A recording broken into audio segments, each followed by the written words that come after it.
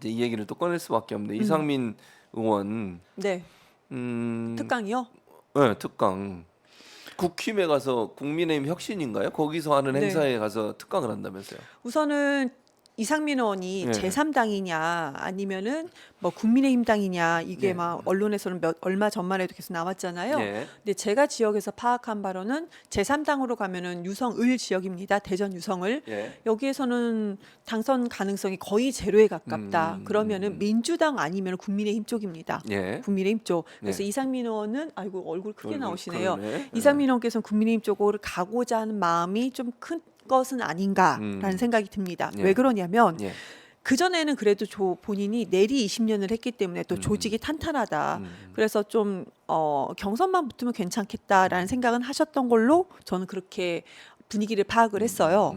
그런데 지난 총선을 앞두고 이해찬 대표께서 우리가 이제 온라인 당원을 만들면서 예. 우리가 얼굴도 대면하지 않았던 그리고 실제로 캠프에서 한 번도 보지 못했던 온라인 당원들이 너무 많았던 겁니다.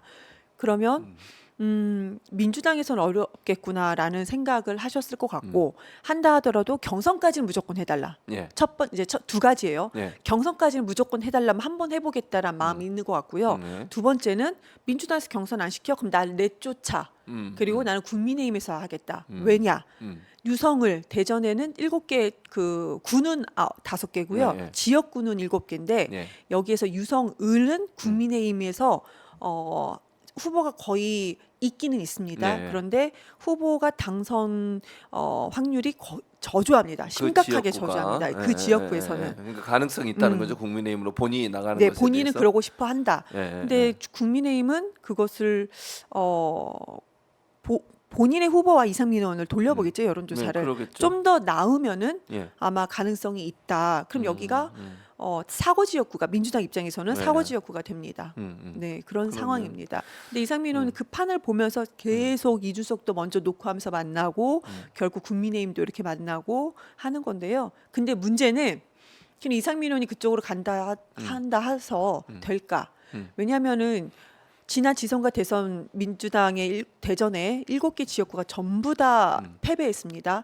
딱 하나만 빼고요. 예. 6개 패배 하나나 유성을 이상민 의원이 대선 기간 내내 네. 그리고 지선도 마찬가지예요. 민주당에 대해서 얼마나 그렇게 비판을 했습니까? 근데 비판 수위 자체가 이거 확실하게 그러니까 진짜 잘못된 것이라고 밝혀지지 않았던 의혹 부분들 그런 것도 엄청 공격을 많이 했었거든요. 네. 또 당의 지지자분들 이재명 대표를 향한 지지자분들을 향해서 곰팡이 발언 같은 것도 막 하시고 그러셨습니다. 예.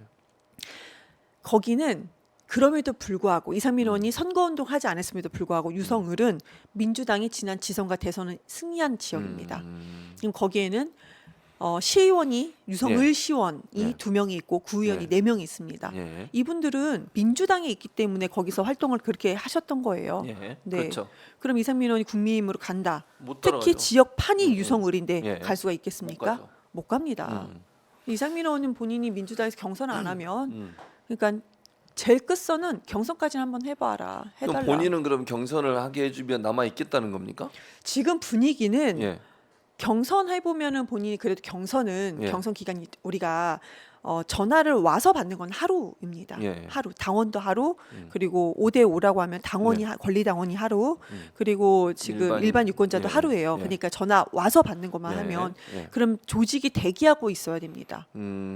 그래서 경선은 조직표이고 그래서 현역 의원이 유리하다고 하는 유리하고. 겁니다. 지금은 이경 되게 좋아. 예. 잘할 예. 것 같아. 그런 분들도 예. 그날 하루가 지나가 버리면 깜빡하면 뭐, 끝나는 거거든요. 끝나는 거지. 그래서 경선까지는 아마 하게 해주면은 그걸 바라는 건 아닌가. 그거는 이제 이상민 의원의 이중인지는 모르겠습니다. 그곳 구의원, 시의원들 그리고 그 위원회 유성을 위원회에 예, 계시는 분들은 민주당 예. 분들은 그런 속내가 있는 것으로 네, 확인이 저는 나름 그렇게 하고 확인을 있다, 했습니다. 파악을.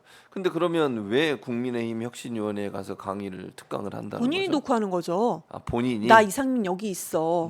본인이 녹화하는 거죠. 언론 플레이 잘하십니다. 네. 네. 도움이 될까요, 근데 그런 언론 플레이가 본인한테? 민주당에서 본인이 여론조사가 있었잖아요. 네, 네. 내리 20년을 했는데 어디 여론조사를 한다 하더라도 그분은 유성을 지역에서 그러니까 5대 5로 해놓고 여론조사를 해도 네. 본인이 지금 3등합니다. 네, 네, 네, 네, 네. 꼴등인 거예요. 지금 네, 거론되는 후보 저보다 음. 더 차이가 많이 납니다. 네, 그러니까 만약에 내가 안 되면 여기서 안 되면은 저쪽이라도 가야겠다.